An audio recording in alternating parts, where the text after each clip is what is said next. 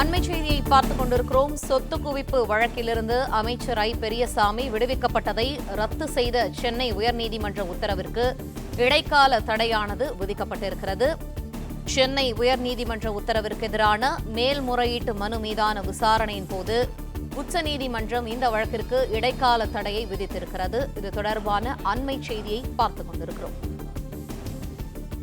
ஐ. பெரியசாமி மீதான சொத்து குவிப்பு வழக்கில் பதில் மனு தாக்கல் செய்ய தமிழக லஞ்ச ஒழிப்புத்துறைக்கு உச்சநீதிமன்றம் உத்தரவை பிறப்பித்திருக்கிறது.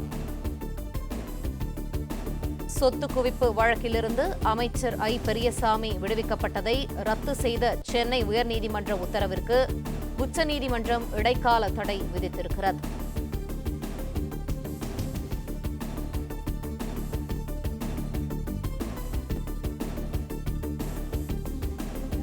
சென்னை உயர்நீதிமன்ற உத்தரவிற்கு எதிரான மேல்முறையீட்டு மனு மீதான விசாரணையின் போது உச்சநீதிமன்றம் இடைக்கால தடையை விதித்திருக்கிறது.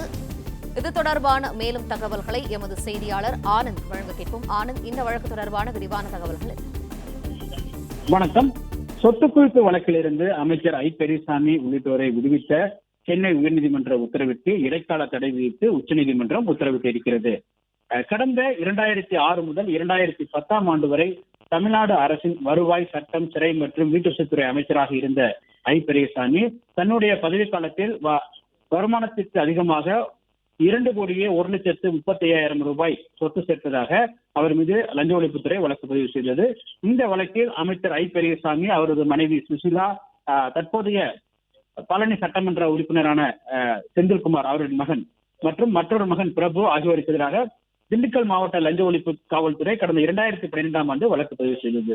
இந்த நிலையில் இந்த வழக்கிலிருந்து இவர்களை விடுவித்து உத்தரவிட்டது.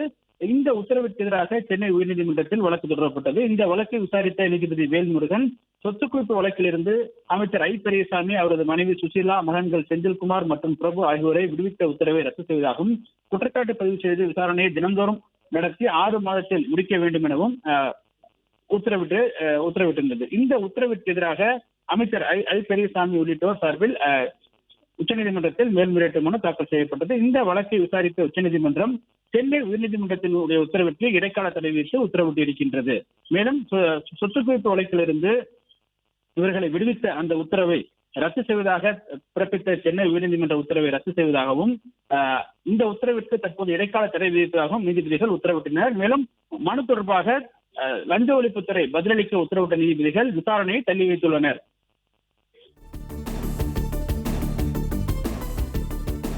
நன்றி ஆனந்த், விரிவான தகவல்களுக்கு.